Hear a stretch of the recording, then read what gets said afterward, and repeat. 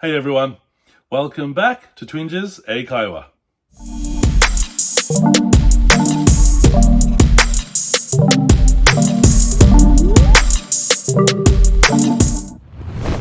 皆さんこんにちは、Twinges 英会話です。Welcome back。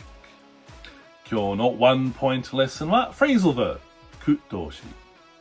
で、今日の phrasal verb は to conk out。To conk out means that some kind of electronic equipment, 家電とか電気使うもの or machinery, 機械 it suddenly stops working. broken という感じ。壊れる。例えば My car conked out again yesterday. 私の車は昨日また故障した。で、もう一つ。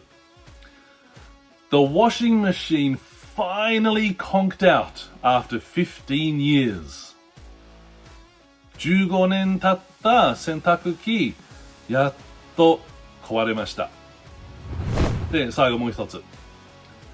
The camera conked out whilst I was recording. 撮影中にカメラが壊れました。はい、皆さんもう一回。to conk out。家電とか電気使うもの機械で急に止まる。壊れる。で、皆さん勉強しましたか？